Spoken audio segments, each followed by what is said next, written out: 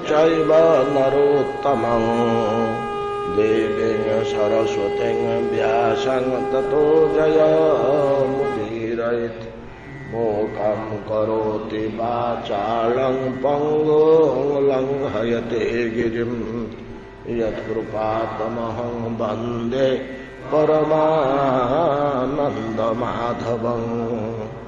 यत्कृपातमहं वन्दे परमानन्दमाधवं।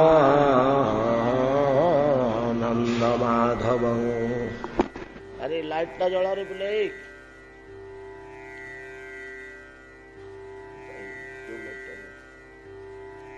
पाठ पर बंद कर दो।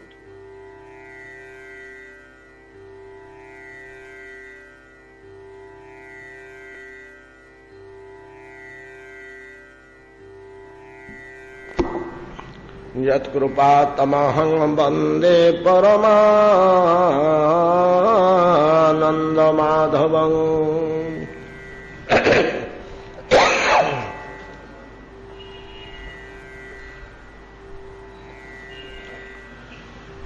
मुरजित घनाप कृष्ण गंधोत्तम तुलसी दल माल्य चंदनैर्जे वरयितुम एव मुक्तिम आपतं भूषा कृति रुचिरा खलु वैष्णवा जयंती। विगलित मदमान शुद्ध चेता प्रसभ विकसत अहं कृति प्रशांता। नरहरि अमरावत बंधुम इष्ट्वा क्षयित शुच खलु वैष्णवा जयंती। भगवती सततं प्रभकति भाजां शुभचरितं तव लक्षणोभ्यधायी। श्रुतिपथम अवतीर्ण आशु पुंसां हरति मलं चिर संचित जदेतत्। न हि धनमपि मृग्यते कदाचित् न खलु शरीरज खेद संप्रयोग। मृदु लघु वचसाभिधान कीर्तिं भजनमहं तव दास एव चिंता।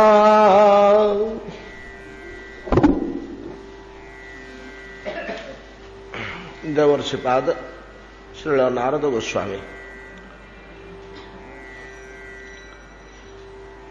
भक्तर लक्षण संबंध में विस्तृत भाव में कहवाक जाई परिशेष इंद्रदम्न जिज्ञासा अनुसार खूब संक्षेप दी चारोटी लक्षण भितर किपरि हरिभक्त को चिन्ह हब तार गोटे सुंदर उदाहरण लक्षण प्रदान करुछन्ति। विपुल गुण तो हरिभक्त पाखरे थाए जहां हृदय रे हरिभक्ति संचारित हुए सौभाग्य क्रमे। ये हरिभक्ति तो सुदुर्लभा सहजरे मिले ना। ज्ञानतः सुलभा मुक्ति सुलभा दुर्लभ नुह। मुक्ति एक दुर्लभ पदार्थ नुहे सुलभ पदार्थ। ज्ञानाभ्यास कले वेदोपनिषदर ब्रह्म विचार द्वारा ब्रह्म इतिवृत्ति संबंधी ज्ञान लाभ हेले धीरे धीरे धीरे धीरे जितेबाला अध्यासित हो जाए ब्रह्मचरित्र मन भितर ब्रह्म लक्षण सेतेबाला ताहाको ब्रह्म ज्ञान कहा जाए। ये ब्रह्म ज्ञान परम आनंद प्रदायक। किंतु भक्ति ठारू जो ज्ञान आनंद लाभ हुए हरिभक्ति हृदय को आसिले जो आनंद लाभ हुए ज्ञानानंद अपेक्षा ये प्रेमानंद बा भक्ति जनित आनंद बहु अधिक कोटि गुण बहु अधिक कोटि गुण। ज्ञानतः सुलभा मुक्ति भुक्ति भोग विलास भुक्ति कहले भोग विलास भुक्ति योगतः कर्मतः योगरु पारमार्थिक सुख उड़े लाभ हुए। अष्टैश्वर्य अष्टादशा ऐश्वर्य पर्यंत अणिमा लघिमा महिमा प्रकाम्य प्रसिद्धि प्रभृति अष्टसिद्धि नवनिधि एवं अष्टादश सिद्धि मध्य रही एकादश स्कंदरे 18ଟି ସିଦ୍ଧି କଥା ବର୍ଣ୍ଣନା କରିଛନ୍ତି ଭଗବାନ ଉଦ୍ଧବଙ୍କ ସମ୍ମୁଖରେ। ଏସବୁଗୁଡ଼ିକ ଯୋଗରୁ ଲାଭ ହୁଏ, ଯୋଗାଭ୍ୟାସ କଲେ। ଏଗୁଡ଼ାକ କର୍ମ ଦ୍ୱାରା ମିଳେ ନା, କର୍ମ ଦ୍ୱାରା ଏଗୁଡ଼ାକ ମିଳେ ନା। କର୍ମ ଦ୍ୱାରା ସାଂସାରିକ ସୁଖ ସବୁ ମିଳେ, ସ୍ୱର୍ଗ ପର୍ଯ୍ୟନ୍ତ ସୁଖ ମିଳେ। ସ୍ୱର୍ଗୀୟ ସୁଖ ପର୍ଯ୍ୟନ୍ତ କର୍ମାଧୀନ। କିନ୍ତୁ ସ୍ୱର୍ଗଠୁ ଊର୍ଦ୍ଧ୍ୱ ଲୋକରେ ଥିବା ଯେଉଁ ପରମାନନ୍ଦ ପରମ ଐଶ୍ୱର୍ଯ୍ୟ ସବୁ ରହିଛି, ଅଦ୍ଭୁତ ଅଲୌକିକ ଶକ୍ତି, ସେଗୁଡ଼ିକ ସବୁ ଯୋଗ ଦ୍ୱାରା ମିଳେ। ଦିଟାକୁ ଭୋଗ ବୋଲି ଶାସ୍ତ୍ର କହିଲେ। ଯୋଗୀ ମଧ୍ୟ କିଛି ବିଶେଷ ବସ୍ତୁ ଭୋଗ କରେ, କର୍ମୀ ମଧ୍ୟ କିଛି ବିଶେଷ ବସ୍ତୁ ଭୋଗ କରେ। ଯୋଗ କହିଲେ ପାତଞ୍ଜଳଙ୍କ ଦ୍ୱାରା ନିର୍ଦ୍ଦେଶିତ ସମାଧି ପର୍ଯ୍ୟନ୍ତ ଅଷ୍ଟାଙ୍ଗ ଯୋଗକୁ ବୁଝାଏ। ଯମ, ନିୟମ, ଆସନ, ପ୍ରାଣାୟାମ, ପ୍ରତ୍ୟାହାର, ଧ୍ୟାନ, ଧାରଣା, ସମାଧି। ସମାଧିର 7ଟା ପାଦ, 7 ଭାଗରେ ସମାଧି ବିଭକ୍ତ। ପରିଶେଷରେ ନିର୍ବିକଳ୍ପ ସମାଧି। ପ୍ରଥମେ ସବିକଳ୍ପ ସମାଧି, ଶେଷ 3ଟି ନିର୍ବିକଳ୍ପ ସମାଧି। ନିର୍ବିକଳ୍ପ ସମାଧି ପର୍ଯ୍ୟନ୍ତ ଗଲେ ବ୍ରହ୍ମରେ ବିଲୀନ ହୁଏ ଯୋଗୀ। ତାର ପୂର୍ବବର୍ତ୍ତୀ ଅବସ୍ଥାରେ ଯମ, ନିୟମ ଇତ୍ୟାଦି ସବୁ ଅଭ୍ୟାସ କରି ପ୍ରାଣାୟାମ ସ୍ତରକୁ ଗଲାବେଳକୁ ଅଷ୍ଟସିଦ୍ଧି ମିଳିଯାଏ। ସମାଧି ପାଖାପାଖି ହେଲା ବେଳକୁ ଅଷ୍ଟାଦଶ ସିଦ୍ଧି ମିଳିଯାଏ। ଏଗୁଡ଼ା ସବୁ ବିଚିତ୍ର ଅଲୌକିକ ଶକ୍ତି, ଅଲୌକିକ ଶକ୍ତି। ଯେମିତି ଲଘିମା ଦେହକୁ ଫୁଲ ଭଳିଆ ଉଶ୍ୱାସ କରିଦେବା, ଯେମିତି ନଦୀ ଉପରେ ପୋଖରୀ ଉପରେ ଚାଲିକିରି ପଳାଉଛି, ଫୁଲଟା ଭାସିବ, ଦେହଟା ଭାସିବ, ବୁଡ଼ିଯିବନି, ଚାଲିକିରି ପଳାଇବ। ସେ ମାଟିରେ ଆମେ ଚାଲିଲା ଭଳିଆ ପାଣି ଉପରେ ସେ ଚାଲିକିରି ପଳାଇବ, ଦେହଟା ତ ଫୁଲ ଭଳିଆ ଉଶ୍ୱାସ ହେଇଯାଇଛି। ଅଣିମା ଅଣୁ ଭଳିଆ ଦେହ ଟିକେ ଅତି ଛୋଟିଆ କରିଦେବା। ମହିମା ଦେହଟାକୁ ନିଜର ରକ୍ତମାଂସମ ଦେହଟାକୁ ପର୍ବତ ଭଳିଆ ବୃହତ୍ କରିଦେଇପାରିବା। ଦୂର ଶ୍ରବଣ, ଦୂରଦୃଷ୍ଟି ଭଳିଆ ଅନେକ ଶକ୍ତି। ହନୁମାନଜୀ ଯେତେବେଳେ ସମୁଦ୍ର ଲଙ୍ଘନ କରୁଥିଲେ, ସିଂହିକା ଆସିକରି ପରୀକ୍ଷା କରିବା ପାଇଁ ସାମନାରେ ଛିଡ଼ା ହୋଇପଡ଼ିଲା। ସେ ଯେତିକି ମୁହଁକୁ ମେଲା କଲା ଗିଳିବା ପାଇଁ, ସେ ଗିଳିବାକୁ ଚେଷ୍ଟା କଲା ତ ଏ ଦେହଟାକୁ ବଢ଼େଇଥିଲେ। ତ ଏଡ଼ିକି ମୁହଁଟି, ମୁଁ ଏଡ଼େ ଦେହଟେ କରିଦେବି, ଗିଳିବୁ କେମିତି? ନାଇଁ କି? ଆମେ ବଡ଼ ଆମ୍ବଟେ ଯେଉଁଟା କିଲେ ଓଜନ ଅଛି, ସେଇଟାକୁ ଗିଳି ପାରିବ କି? ଆମ ପାଟି ଭିତରେ ତ ପଶିବନି। ଆମ ପାଟିର ଆଣ୍ଠୁ ସେଇଟା ବଡ଼। ହନୁମାନ ଦେହକୁ ବଡ଼ କରିଦେଲେ ସିଂହିକାର ମୁହଁ ଅପେକ୍ଷା। ସିଂହିକା ମଧ୍ୟ ଶକ୍ତିଶାଳିନୀ ଥିଲା, ସେ ତା ମୁହଁକୁ ଆଉ ବିସ୍ତାର କଲା। ହନୁମାନ ତାଙ୍କ ଦେହକୁ ଆଉ ବଢ଼େଇଲେ। ଏମିତି କରି କରି ସେ 16 ଯୋଜନ ପର୍ଯ୍ୟନ୍ତ ତା ମୁହଁକୁ ବଢ଼େଇଲା। ଯେତେବେଳେ ସେ 16 ଯୋଜନ ହେଇଗଲା ତା ମୁହଁର ବିସ୍ତାର, ସେତିକିବେଳେ ପବନ ସୂତକୃତ 32 ଯୋଜନ। ହନୁମାନଜୀ ତାଙ୍କ ଦେହକୁ ଏକାଥରେ 2 ଗୁଣ କରିଦେଲେ, 32 ଯୋଜନ। 32 ଯୋଜନ ଯେତେବେଳେ ତାଙ୍କ ମୁହଁକୁ ମେଲା କରିଦେଲେ, ସେ ବି ସେଇଭଳିଆ ଆଙ୍ଗଲା, ତାର ଶକ୍ତି ଅଛି। ଏ ଦେଖିଲେ ଆକୁ ପାରି ହେବନି ବଡ଼ରେ। ଏଟା ହେଲା ମହିମା। ଏଟା ମହିମା ସିଦ୍ଧି କୁହାଯାଏ। ଯୋଗୀର ଦେହକୁ ବଡ଼ କରିପାରୁଛି, ବିଶାଳ କରିପାରୁଛି। ସେଠୁ ସିଏ କ'ଣ କଲେ ନା ଅଣିମାକୁ ପ୍ରୟୋଗ କଲେ। ଅତି କ୍ଷୁଦ୍ର ମଶା ଭଳିଆ ଗୋଟିଏ ଛୋଟ ହେଇଗଲେ ସାଙ୍ଗେ ସାଙ୍ଗେ। ସେ ତ ବିରାଟ ଆଁ କରିକି ତା ଆଖି ଦିଟା ଯାଇ ପଛପଟେ ରହିଲାଣି। ତା ପେଟ ଭିତରକୁ ପଳେଇ ଆସିଲେ।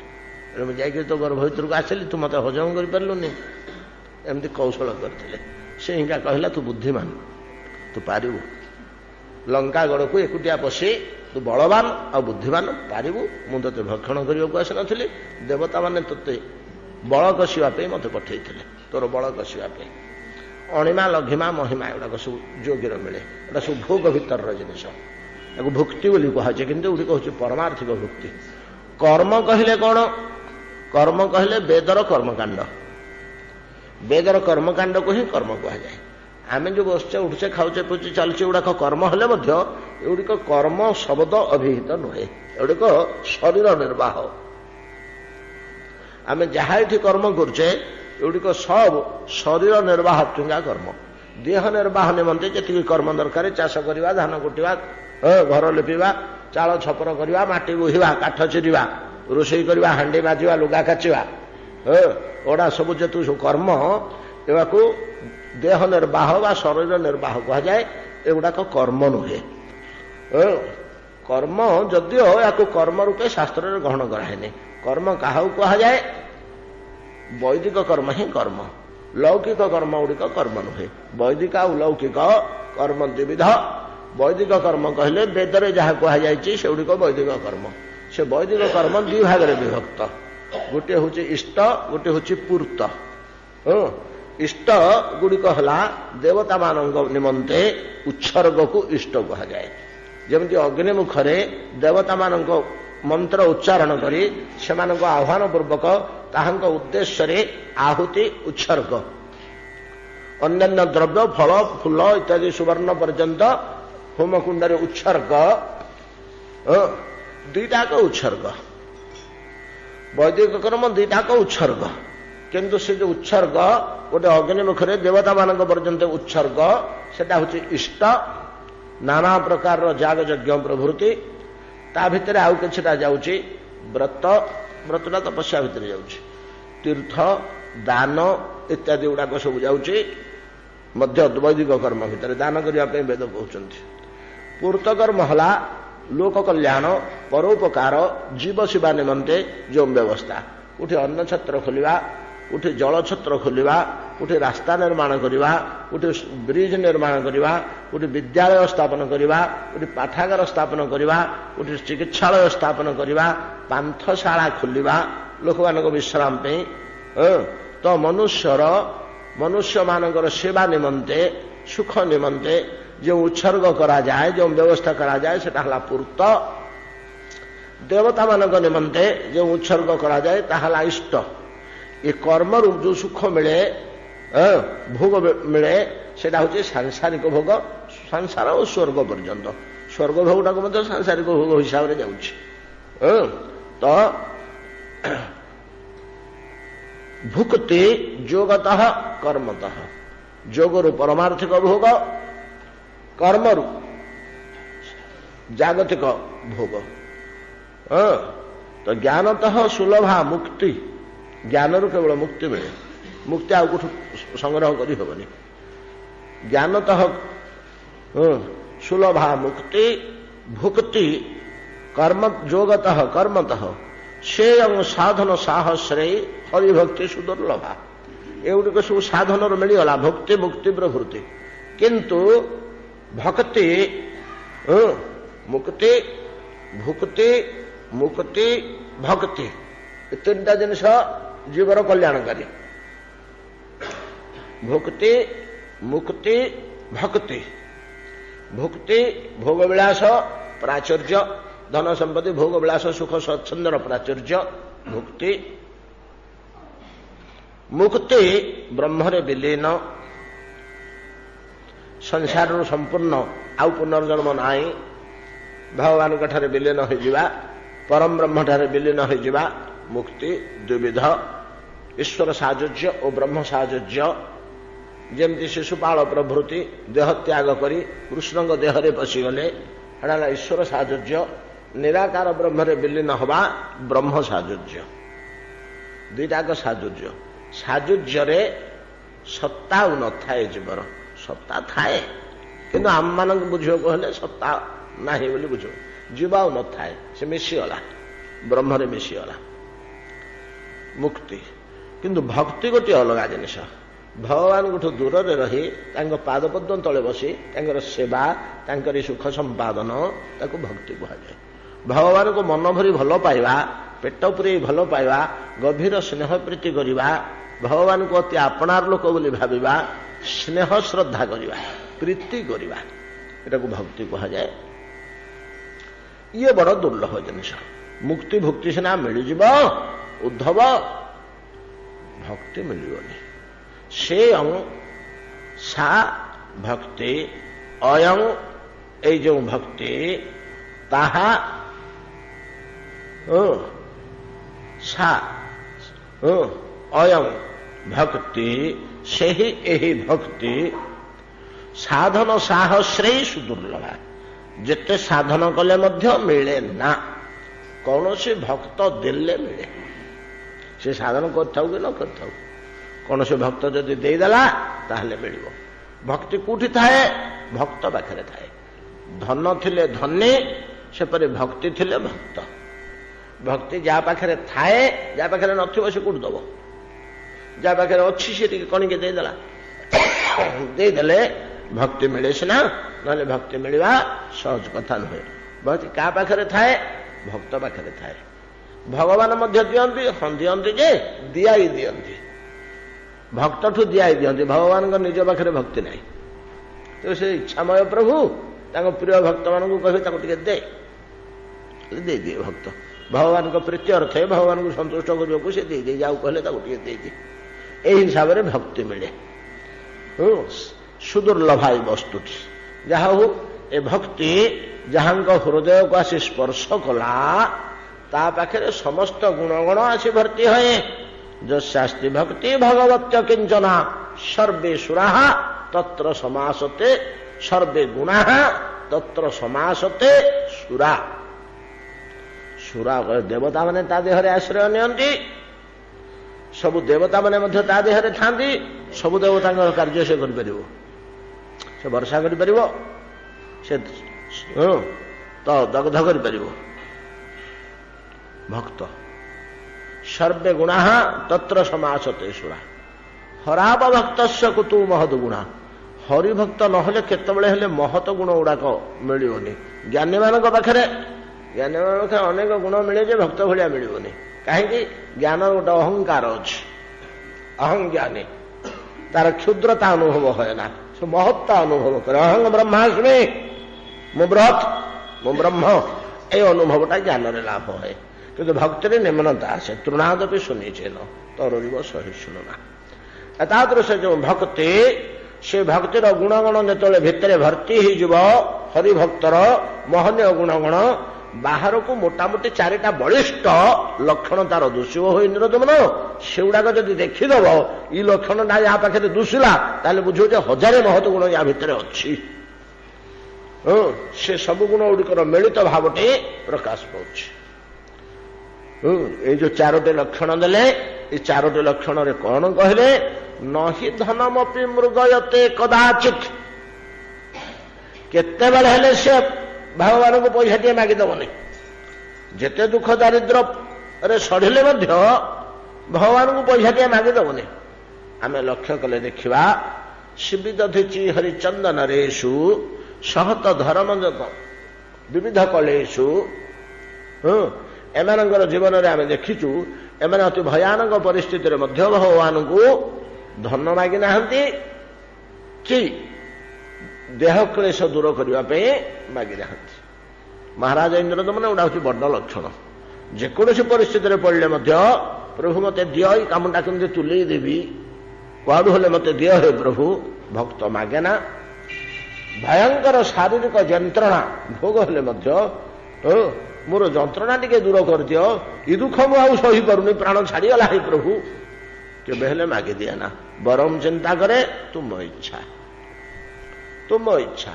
ଆମେ ଦେଖିଛେ କେତେ ଲୋକ ଅଯାଚିତ ବୃତ୍ତିଠୁ ଆରମ୍ଭ କରି ଉଞ୍ଛ ଶୀଳ, ନାଇଁ କି ଶୀଳଂଶ ବୃତ୍ତି ପର୍ଯ୍ୟନ୍ତ ଜୀବନ ଧାରଣ କରନ୍ତି ପଛେ ସେ ଦୁଃଖର କିନ୍ତୁ ମହିମା ଅଲୌକିକ।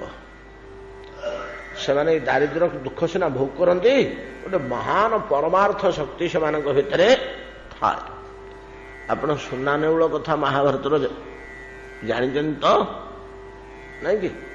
ସୁନାର ନେଉଳ ଯେତେବେଳେ ଯୁଧିଷ୍ଠିର ମହାଶୟ ବିଶାଳ ରାଜସୂୟ ଯାଗ କଲେ, ଅଦ୍ଭୁତ ଯାଗ। କୃଷ୍ଣ ଯୋଉଠି ପୁରୋଧା, ଆଉ ସ୍ୱୟଂ ଶ୍ରୀକୃଷ୍ଣ ଯାଗ କରୁଛନ୍ତି, ତାଙ୍କ ପରାମର୍ଶରେ ହଉଛି, ଆଉ ସେଥିରେ ଆଉ ଛିଦ୍ର ରହିବ? ସେ ସବୁଠୁ ବଡ଼ ଯଜ୍ଞ ହେଇଛି। ଏମାନେ ଯଜ୍ଞ ସରିଲା, ସେଠି ବସିଛନ୍ତି, ସେଠି ନେଉଳ ଆସିକିରି ଗଡ଼ିଲା। ତାର ନାହିଠୁ ମୁଣ୍ଡ ପର୍ଯ୍ୟନ୍ତ ସୁନା ହେଇଯାଇଛି, ନାହିଠୁ ଲାଞ୍ଜ ଆଡ଼କୁ ନେଉଳ। ନେଉଳର ଯୋଉ ରଙ୍ଗ, ଲୋମ ଚର୍ମ ରହିବା କଥା ସେୟା, ଉପରଟା ସୁବର୍ଣ୍ଣ ରଙ୍ଗ। କିରେ କଣ ରେ ବାଲିରେ ଗଡୁଛୁ ଆସିକି? ଏ ନେଉଳ ଇଆଡା ଆସିଲା। ଆଜ୍ଞା କଣ କହୁଛନ୍ତି? ଆରେ କଣ ପାଇଁ ଗଡୁଛୁ? ନା ଗଡୁଥିଲି ଯେ କିଛି ଲାଭ ହେଲାନି, ପଳଉଛି, ଆଉ ଗଡିବନି, ଯାଉଛି ସେଠି। କିନ୍ତୁ କଣ ପାଇଁ ଆସିଥିଲୁ? କଣ ନା ଏଡେ ବଡ ରାଜସ୍ୱ ଯୋଗ, କୋଟି କୋଟି କୋଟି କୋଟି ହିସାବ ନଥିବା ଲୋକ ଏଠି ଅନ୍ନ ଭୋଜନ କରି ପରମ ତୃପ୍ତରେ ଯାଇଛନ୍ତି। ବ୍ରାହ୍ମଣଠୁ ଆରମ୍ଭ କରି ଅତି ନିକୃଷ୍ଟ ବ୍ୟକ୍ତି ପର୍ଯ୍ୟନ୍ତ ସମସ୍ତେ ପରମ ତୃପ୍ତ ହେଇଯାଇଛନ୍ତି। ଏ ମାଟି ପବିତ୍ର ହେଇଯାଇଛି ଅନ୍ନଦାନ ଦ୍ୱାରା, ଆଉ ଯାଗ କର୍ମ ଦ୍ୱାରା, ମୁନି ଋଷି ମାନଙ୍କର ପାଦ ସ୍ପର୍ଶ ଦ୍ୱାରା। ଆସିଥିଲି ଗୋଟେ କାମ ଏଠି ହେଇଯିବ ପରା ବୋଲି ଯେ ହେଲାନି, ଛାଡ଼ କ'ଣ ହେଲା ନାଇଁ ରେ? ନାଇଁ ଆଜ୍ଞା ଦେଖୁନାହାନ୍ତି ମୋର ଏ ଫାଳେ ସୁବର୍ଣ୍ଣ ରଙ୍ଗ ହେଇଛି ଆଉ ଫାଳେ ହେଇପାରୁନି, ଯେତେ ଚେଷ୍ଟା କଲିଣି ଆଉ ମୁଁ ଚାହୁଁଛି ମୋ ଦେହଟି ପୁରା ଏମିତି ହେଇଯାଆନ୍ତା କି ମୁଁ ସୁନାର ନେଉଳ ହେଇଯାଆନ୍ତି ସୁବର୍ଣ୍ଣ ରଙ୍ଗର। କେମିତି ସେ ଫାଳକ କଲୁ? ନା ଗୋଟେ ବ୍ରାହ୍ମଣ ଉଞ୍ଚ ବୃତ୍ତିରେ ଚଳେ, ସେ ଛତୁ ପୁଞ୍ଜ ଧରିକିରି ଆସିଥିଲା, ଛତୁ ପୁଞ୍ଜ ଧରିକିରି ଆସିଥିଲା। ହଁ ସେ ଛତୁ ପୁଞ୍ଜ କ'ଣ ଚାଉଳ କି ଗହମ ଆଣିଥିବ ତାକୁ ଗୁଣ୍ଡ କରି ଛତୁ କରି ଚକଟି ଲୁଣ ଟିକେ କି ଗୁଡ଼ ଟିକେ ପକେଇକିରି ଲୁଣ ଟିକେ ପକେଇ ଚକଟି ତା ଘରେ ପୁଅ ବୋହୂ ବୁଢ଼ା ବୁଢ଼ୀ 4 ଜଣ 4 ଭାଗ କରିଥିଲେ, 4 ଭାଗ କରିଥିଲେ। ଗୋଟେ ବ୍ରାହ୍ମଣଟିଏ ଆସିଲା, ଭିକ୍ଷାନ୍ ଦେହି ବୋଲି କହିଲା। ବ୍ରାହ୍ମଣ ନିଜ ଭାଗଟେ ଦେଲେ, ଅତିଥି ତୃପ୍ତ ହେଲେନି। ବୁଢ଼ୀ ତାଙ୍କ ଭାଗଟି ଦେଲା, ଅତିଥି ତୃପ୍ତ ହେଲେନି। ପୁଅ ମଧ୍ୟ ଦେଲା, ଶିଶୁକୁ ବୋହୂ ଦେଇଦେଲା। 4 ଜଣ ଆଗ ସେମିତି ଭୋକରେ ରହିଗଲେ। ଅତିଥି ତୃପ୍ତ ହେଇକିରି ପାଣି ବନ୍ଦେଇ ପିକିରି ପରମ ସନ୍ତୋଷରେ ତୁମର କଲ୍ୟାଣ ବସ୍ତୁ ବୋଲି ପଳେଇଲେ। ମୁଁ ସେ ବୁଦା ଭିତରେ ଥିଲି। ସେ ବ୍ରାହ୍ମଣ ଯୋଉଠି ଭୋଜନ କରୁଥିଲେ ତାଙ୍କର ଯୋଉ ଛତୁ ଖାଉଥିଲେ ତା ଦେହରୁ ଯୋଉ ବିନ୍ଦୁ ବିନ୍ଦୁ ତଳେ ପଡ଼ିଯାଇଥିଲା, ଟିକେ ଟିକେ ହାତରୁ ଖସି ପଡ଼ିଥିଲା, ଯାହା ଏମିତି ଭାତ ଖାଇଲା ବେଳେ 2-4ଟା ବୁଣି ଯାଇଥିଲେ ତଳେ, ସେଭଳିଆ ମୁଁ ସେ ଲୋଭରେ ବୁଦା ଭିତରୁ ବାହାରିକିରି ଗଲି ଖାଇବାକୁ। ଆଜ୍ଞା ସେ ଭୂମି ସ୍ପର୍ଶ କରନ୍ତେ ମୋର ଦେହ ସୁବର୍ଣ୍ଣ ହେଇଗଲା। ବା ସେ ଛତୁ ଭୋଜନ କରେ ସେ ଏତିକି ପବିତ୍ରତା ଧାରଣ କରିଛି। ସେଇଦିନଠୁ ମୁଁ ବୁଲୁଛି, ମୋର ଆଉ ଫାଳେ କେମିତି ସୁବର୍ଣ୍ଣ କରିବି, ହେଇପାରୁନି। ଆଜ୍ଞା ତ ବିଚାର କରନ୍ତୁ, ଉତ୍ସର୍ଗ ଆଉ ଦାରିଦ୍ର୍ୟର କଷାଘାତରେ ଏତିକି ଦୁଃଖ ପାଇଲେ ମଧ୍ୟ ଏତିକି ଶକ୍ତି ସେମାନଙ୍କ ପାଖରେ ଅଛି। ରନ୍ତିଦେବ କଥା ଆପଣ ଶୁଣିଛନ୍ତି? ରନ୍ତିଦେବ ଥିଲେ ଜଣେ ରାଜା। 42 ଦିନ ତାଙ୍କୁ ଖାଇବାକୁ ମିଳିଲାନି। ସେ ବି 42 ଦିନ କାଳ ନା 47 ଦିନ, 42 ଦିନ, 42 ଦିନ ସେ ଅନାହାରରେ ଅଛନ୍ତି, ତାଙ୍କୁ ଭୋଜନ ମିଳିନି। ରାଜା ହେଲେ ମଧ୍ୟ ସେ ତ୍ୟାଗ କରିକିରି ସବୁ ଅରଣ୍ୟ ଭିତରେ ଏମିତିକା ଅଯାଚିତ ବୃତ୍ତିରେ ଜୀବନ ଦାନ କରୁଛନ୍ତି। 42 ଦିନ ପରେ କିଛି ତାଙ୍କୁ ଆହାର ମିଳିଥିଲା। ଠିକ ସେ ଭୋଜନ କରିବାର ଅଳ୍ପ ସମୟ ପୂର୍ବରୁ ନିତ୍ୟକର୍ମ ସାରି ଭୋଜନ କରିବାକୁ ଯାଉଛନ୍ତି। 42 ଦିନ ପରେ ତାଙ୍କ ପରିବାର ମଧ୍ୟ ଥିଲେ ସେଦିନ। ଗୋଟିଏ ବ୍ରାହ୍ମଣ ଆସିକିରି ପହଞ୍ଚିଲା। ବ୍ରାହ୍ମଣଟି ଯେମିତି ପହଞ୍ଚିଲା ତାକୁ ଦେଇ ପକେଇଲେ ଖାଇବାକୁ। ସେ ନିଜେ ଭୋଜନ ନ କରିକିରି ବୋଲେ ଅତିଥିକି ଫେରେଇ ଦେବା। 42 ଦିନ ପରେ ଫେର କେବେ ମିଳିବ ତାର କିଛି ଠିକ ଠିକଣା। 42 ଦିନ କ୍ଷୁଧାର୍ତ ରହିଲା ପରେ ମିଳିଥିବା ଅନ୍ନକୁ ଅତିଥିକି ଦେଇଦେବାରୁ ସେ ଅତିଥି ଆଉ କେହି ନୁହନ୍ତି, ସାକ୍ଷାତ ଭଗବାନ ନାରାୟଣ ବ୍ରାହ୍ମଣ ରୂପରେ ଆସିଛନ୍ତି। ପ୍ରକାଶ କରିଦେଲେ ଦେହ, ବୋଲେ ରନ୍ତି ଦେବ ହେଇଗଲା ଯଥେଷ୍ଟ, ଆଉ ତମର ପରୀକ୍ଷା କରିବା ଗଲେ ଚାଲ। ସାଙ୍ଗେ ସାଙ୍ଗେ ରଥ ଆସି ବୈକୁଣ୍ଠରୁ ପହଞ୍ଚିଲା। ରନ୍ତିଦେବ ବୈକୁଣ୍ଠ ବେଶରେ ବସିଲେ। ଯୋଉଠି କ୍ଷୁଧା ତୃଷା କୌଣସି ନାହିଁ।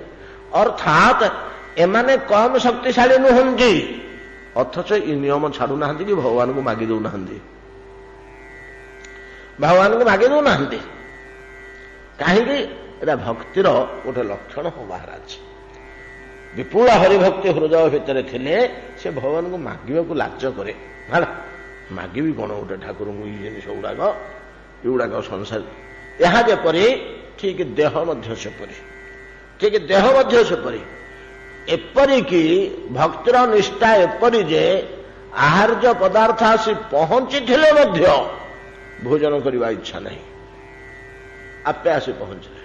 ଚୈତନ୍ୟ ମହାପ୍ରଭୁ ଥାନ୍ତି ବାଲିସାହି ରାଧାକାନ୍ତ ମଠରେ ଗମ୍ଭୀରାରେ, ସିଦ୍ଧ ବକୁଳ ମଠରେ ବକୁଳ ଗଛ ମୂଳେ ବସିଥାନ୍ତି ହରିଦାସ ଠାକୁର। ନାମାଚାର୍ଯ୍ୟ 3 ଲକ୍ଷ ନାମ ଯିଏ କରନ୍ତି। ସେଠି ଗୋଟିଏ ଅଞ୍ଚଳ ଥିଲା। ବର୍ତ୍ତମାନ ସବୁ ପିସ୍ ପିସ୍ ଅଲଗା ଅଲଗା ହେଇ ପ୍ଲଟ ହେଇଯାଇଛି, ବିଭିନ୍ନ ଘର ହେଇଯାଇଛି, ଖଣ୍ଡେ ଖଣ୍ଡେ ବିକ୍ରି ହେଇକିରି। ନହେଲେ ସେଉଠି ଥିଲା ତାଙ୍କର ବଗିଚା। କାଶୀ ମିଶ୍ର ମୁକୁନ୍ଦ ଦେବଙ୍କ ରାଜଗୁରୁ, ତାଙ୍କର ବାସଗୃହ ହଉଛି ଗମ୍ଭୀରା। ବର୍ତ୍ତମାନ ଆମେ ଯାହାକୁ କହୁଛେ ଚୈତନ୍ୟ ମହାପ୍ରଭୁ ସେଠି ରହନ୍ତି। ତାଙ୍କ ଘର ଚାରିପଟର ବଗିଚା ହଉଛି ସେ ପରିସରଟା। ସେ ଗୋଟେ ବିରାଟ ବକୁଳ ଗଛ ଥିଲା। ସେ ବକୁଳ ଗଛ ମୂଳେ ହରିଦାସ ଠାକୁର ରହନ୍ତି। ପ୍ରତିଦିନ ମହାପ୍ରଭୁ ଗୋବିନ୍ଦ ବୋଲି ଜଣେ ସେବକ ହାତରେ ମହାପ୍ରସାଦ କୁଡ଼ିଆଟିଏ ପଠେଇଦେବେ। ହରିଦାସ ଠାକୁର ତାକୁ ଭୋଜନ କରିବେ। ଦିନେ ଗୋବିନ୍ଦ ନେଇକରି ପହଞ୍ଚିଲେ। ଗୋବିନ୍ଦ କହେ ଠାକୁର ଆସ କରହ ଭୋଜନ। ଠାକୁର ହରିଦାସ କହେ ଆଜି ଆମେ କରିବ ଲଙ୍ଘନ। ଲଙ୍ଘନ କହିଲେ ଉପବାସ। ନାଇଁ ମୁଁ ଖାଇବିନି ଗୋବିନ୍ଦ। କାହିଁକି 3 ଲକ୍ଷ ନାମ ପୂରଣ କରିପାରୁନି ହେ ଗୋବିନ୍ଦ ଦେଖି ଠାକୁର ହରିଦାସ କରିଆছেন শয়ন ধীরে মন্দ মন্দ করিতেছেন সংখ্যা সংকীর্তন আস্তে আস্তে আস্তে আস্তে সংকীর্তন করছেন শোইছেন গোবিন্দ আসি কহিলে আস ভোজন কর নাই নেই যাও যাও ভোজন করবেনি সেটু উঠিলে বসলে হরিদাস ঠাকুর বলে গোবিন্দ সংখ্যা নাম নাহি পরে কেমনে খাইব মহাপ্রসাদ আনি আছ কেমনে উপেক্ষিব বড় দ্বন্দ্বরে তো পকাইদেল তুমি মতে গোবিন্দ মহাপ্রসাদ কেমনি ফেরাই দেবি মহাপ্রসাদ ফেরাইବାକୁ হবনি মহাপ্রসাদ কৃপা করে আসি পৌঁছଛନ୍ତି ମୋ ପାଖରେ ତାଙ୍କୁ ଫେରାଇ ଦେବି ଇଆଡେ ମୋର ତ ସଂଖ୍ୟା ପୁରୁନି 3 ଲକ୍ଷ ପୂରଣ ହେଇପାରୁନି ଖାଇ ପକେଇବି କଣ ଖାଇବାକୁ ଜନ୍ମ ହେଇଥିଲି କି ସଂସାରରେ ଭଗବାନ ଜନ୍ମ ଦେଇଥିଲେ ଯାହା ଖାଇବୁ ଉଡେ ବୋଲି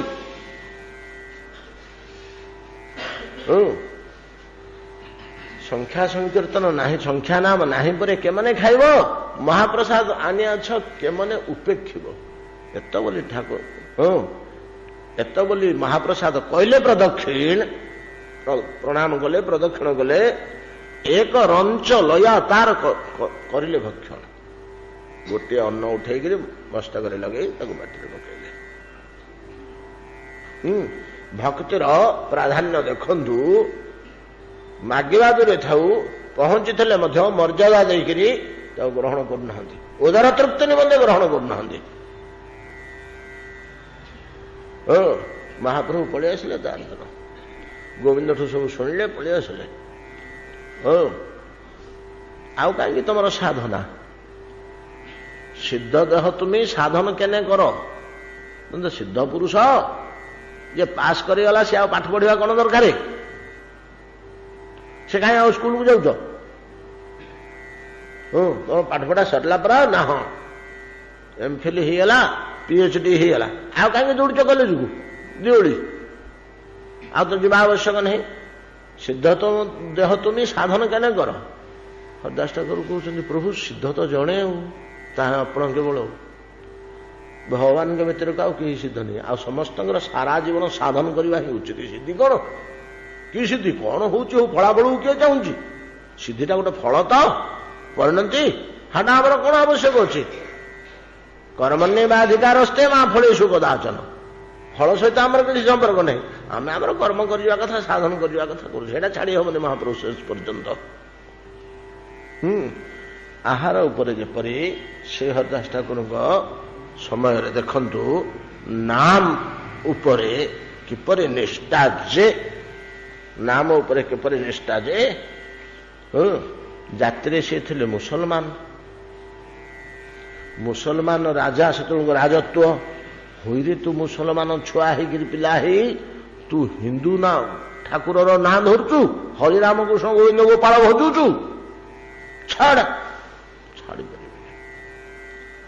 ଛାଡ଼ିପାରିବେନି ସିଧାସଳଖ କାଜୀ ଆଗରେ କହିଦେଲେ ମୁଁ ଛାଡ଼ିପାରିବି ନାହିଁ କାଜୀ କହିଦେଲା ତ ଚାବୁକୁ ନେଇଯାଅ 22 ବଜାରରେ 22ଟା ବଜାର ଥିଲା ସେ ଅଞ୍ଚଳରେ 22ଟା ବଜାର ଥିଲା ତାକୁ 22 ବଜାର କହନ୍ତି ଆମର ଯେମିତି ମାର୍କେଟ ଗୋଟେ ଲକ୍ଷ୍ମୀ ବଜାର ଗୋଟେ ଘୋଡ଼ା ବଜାର ଗୋଟେ ସେ ବଡ଼ ସଂଘ ବଜାର ଗୋଟେ ଏସବୁ ବଜାର ସବୁ ମହୋଦଧି ମାର୍କେଟ ଅଛି ଏମିତି ସବୁ ଅଲଗା ଅଲଗା ବଜାର ସେମିତି 22ଟା ବଜାର ସେ ଅଞ୍ଚଳରେ ଥିଲା ସେ ଅଞ୍ଚଳରେ ସେ ରାଜାଙ୍କର ଏମିତି ନିୟମ ଥିଲା ଯାହାକୁ ଦଣ୍ଡ ଦେବାକୁ ହୁଏ 22 ବଜାରରେ ବୁଲେଇ ବୁଲେଇ ଚାବୁକରେ ମରାଯାଏ ଚାବୁକରେ ମାଡ଼ ହେଲା 100 ଚାବୁକ ଗୋଟେ ଗୋଟେ ବଜାରରେ 4ଟା 5ଟା ବଜାର ବୁଲେଇ ସାରିଲା ପରେ ଯେତେବେଳେ ସବୁ ମାଂସ ଖଣ୍ଡ ଖଣ୍ଡ ହୋଇ ଦେହରୁ ଖସି ପଡୁଛି ଅଚ ମୁହଁରେ ଆନନ୍ଦରେ ହରିନାମ ଉଚ୍ଚାରଣ ହଉଛି ଯୋଉ ଘାତକ ମାନେ ଡରିଗଲେ କହିଲେ ଠାକୁର ତମେ କଣ ଆନନ୍ଦରେ ହରିନାମ କରୁଛ ହରିନାମଠୁ ବଳକା ଆନନ୍ଦ ଆଉ କୋଉଠି ନାହିଁ ରେ ତମେ ନାମର ମିଠା ଜାଣିନ ଠାକୁର 4ଟା 5ଟା ବଜାରରେ ମାରିଲା ବେଳକୁ ଲୋକଟା ମରିଯେ ଆମେ କେତେ ମାରିଛୁ ଏମିତି 10-12ଟା ବଜାରରେ ଆପଣଙ୍କୁ ବାଡ଼େଇ ସାରିଲୁଣି ଆପଣ ଆନନ୍ଦରେ କଣ ହରିନାମ କରୁଛନ୍ତି ଆଉ ମାରିପାରିଲେନି ପଳେଇଲେ ରାଜାଙ୍କ ପାଖକୁ ମୁସଲମାନଙ୍କୁ आज्ञा लोकटा आनंद हरिनाम कर 10-12टा बजार 4-5टा बजार बाड़े सारा प्राण छाड़ जा कथा मांस सब खंड खंड हो देहर खसी पड़ुଛି ଅଚ ସେ ଆନନ୍ଦରେ ହରିନାମ କରୁଛି ନାଚିକିରି ବାହୁ ଉତ୍ତୋଳନ କରି ଗୋବିନ୍ଦ ଗୋପାଳ ମଧୁସୂଦନ ଗାଉଛି। ଡାକିଲେ ହରିଦାସ ଠାକୁରକୁ ପଚାରିଲେ କ'ଣ ହେଲା ହରିନାମ ଛାଡ଼ିବନି ବାଡ଼ିଆ ବନ୍ଦ ହେବନି। ହରିଦାସ ଠାକୁର ଉତ୍ତର ଦେଇଥିଲେ ଯାହା ରତ୍ନ ଖୋଦିତ ହେଇକିରି ରହିଛି ଶାସ୍ତ୍ର ଭିତରେ ଖଣ୍ଡ ଖଣ୍ଡ হয় ଦେହ যায় ଯଦି ପ୍ରାଣ ତଭୁ ମୁଖେ ଛାଡ଼ି ନା ପାରି ହରିନାମ हरिनाम छाड़ी पारू नाही मु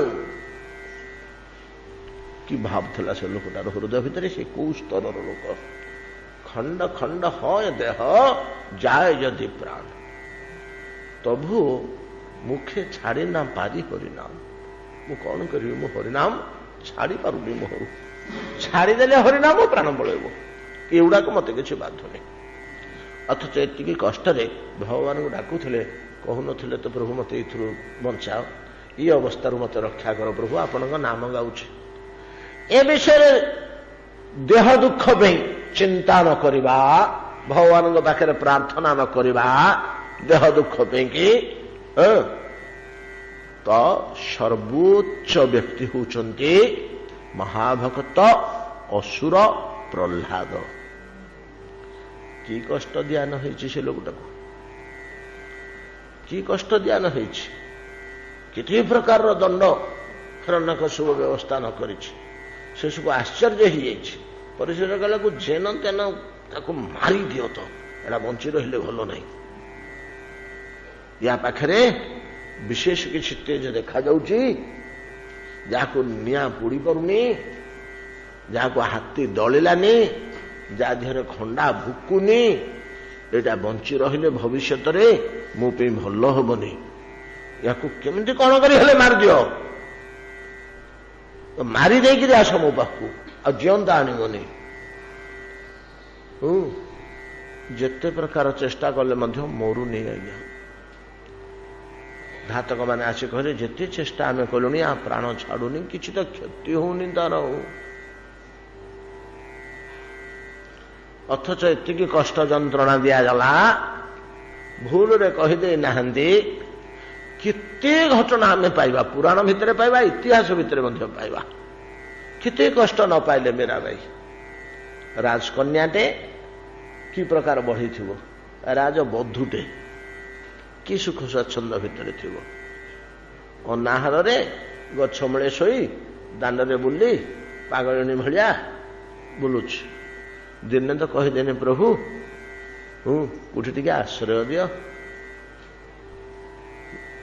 राज नवरत छाड़िकी आसिले कोठी टिके आश्रय दियो प्रभु प्रभु तो ता पछरे गोड़ौछि न मागिले मध्य से दब देले ये छुईबनी जानीपारे मत आश्रय मिलला बोली ताको छुट्टी सुख लगे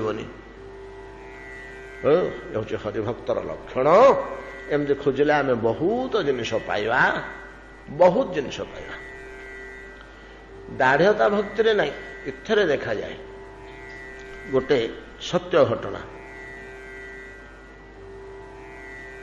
गोटे झीटे एमती पागली हो गला मिरांग भलिया गोटे झीटे मिरांग भलिया एमती पागली हो गला पागली हो गले से घर द्वार छाड़ी पलि जाए नाची नाची गाई गाई पागल भाया बापा माँ कटकणा करती बंधुबांधव लोक कटकणा करती थे घर बाहर पलैला गोड़ाऊँ तार इच्छा से मुझे आउ घर को आसबेनि मत महा अवस्था करुँच मोर पलैबी बाहर को वृंदावन पलैबी बोली सी बाहर एमने सी क्या आगे कहीदे आउ मत घरे रखईदेवे बड़ कल लखले मोर दावन पलैबी बापा माँ खबर पाई ये सुजोग खोज सुविधा पाइले वृंदावन पलैब बोली जगी एथर बाहर कर पलैला गोड़े पछु गुड़े देखिले गुड़े पुरुष लोक युवक गुड़े दौड़ुं पछरे धरवाई झील पिला के दौड़ से उपाय कि पाइलानी गोटे बड़ उटटे उट मात्रे तो बड़ जंतु आमर ये जो ओट आम देखा पाचे से गुड़ाक मटिरे बड़ न छोटिया छोटिया गुड़ाक राजस्थान प्रवृत्ति मरुभूमि प्रवृत्ति अंचल विशाल काय गोटा विराट विराट शरीर तर गोटे मल्ला उट गुड़ी उटटार तो कंकालटा विराट नहीं कि पची सड़क पड़ी ସେ ଝିଅଟା କ'ଣ କଲା, ସେ ଓଟର କଙ୍କାଳ ଭିତରେ ପଶିଗଲା, ଲୁଚିଗଲା। ଗୋଟାଏ ଦିନ ତା ଭିତରେ ସେ ରହିଲା, ଗୋଟାଏ ଦିନ ସେ ତା ଭିତରେ ରହିଲା। ଏମାନେ ସବୁ ଖୋଜାଖୋଜି କଲେ, ଆଉ ତାର ସତା ପତା ନ ପାଇକି ଫେରିଗଲେ। ମାନେ ଫେରିଗଲା ପରେ ସେ ଭିତରୁ ବାହାରିକିରି ଧୁଆଧୁଇ ହେଇକିରି ଗଲା। ଏଟା ଅଛି ନାଭା ଦାସଙ୍କ ରଚିତ ବହିଟାର ନାଁ କ'ଣ, ଭକ୍ତମାଳା ଗ୍ରନ୍ଥ। ମନେ ନାହିଁ, ଯୋଉ ନାଭା ଦାସ ଜାହାଜ ଅଟକି ଯାଇଥିଲା, ଗୁରୁଦେବଙ୍କୁ ବିଞ୍ଚୁଥିଲା, ମନେ ପଡୁଛି ନା? ଜୁଠାଖୋର କଥା ମନେ ନାହିଁ, ଭୁଲି ଯାଉଛନ୍ତି। ଦିଥର ତିନିଥର କୁହାହେଇଛି ପୂର୍ବେ, ଦିଥର ତିନିଥର କୁହାହେଇଛି। ଜୁଠାଖୋର ଏଡ଼ିକି ପିଲାଟିଏ ଘର ଛାଡ଼ିକିରି ପଳେଇ ଆସିଲା। ଆଶ୍ରମରେ ବାବାଙ୍କ ପାଖରେ ଆଶ୍ରୟ ନେଲା, ବାବାଙ୍କ ପାଖରେ ଆଶ୍ରୟ ନେଲା। ନାଇଁ ଭୁଲ କହିଲି, ଦି ଭାଇ ଏକାଠି ଭଜନ କରୁଥାନ୍ତି, ଦି ଜଣ ଆକ ପରମ ସାଧୁ, ଯୋଡ଼ିଏ ଭାଇ ଥାନ୍ତି। ସେମାନେ ଆଉ ବାକି ଶିଷ୍ୟ ଫିଷ୍ୟ କେତେ ଥାନ୍ତି ଜଙ୍ଗଲ ଭିତରେ ଗୋଟେ ଆଶ୍ରମରେ। ଦିନେ ଜଣେ ସାଧୁ ଅରଣ୍ୟ ଭିତରକୁ ବୁଲି ଯାଇଛନ୍ତି, କ'ଣ ପାଇଁ? ଅରଣ୍ୟ ଭିତରେ ଦେଖିଲେ ସଦ୍ୟଜାତ ଶିଶୁଟେ ପଡ଼ିକିରି କାନ୍ଦୁଛି। ଏଇଲେ ଜନ୍ମ ହେଇଛି, ଘଣ୍ଟେ କି ଅଧଘଣ୍ଟା ଭିତରେ କିଏ ଜନ୍ମ କରିକିରି ଥୋଇ ଦେଇକିରି ପକେଇ ଦେଇ ଶୁଆଇ ଦେଇ ପଳେଇଛି। ଭରତଙ୍କ ଭଳିଆ ତାଙ୍କର ଗୋଟେ ଇଏ ଆସିଗଲା।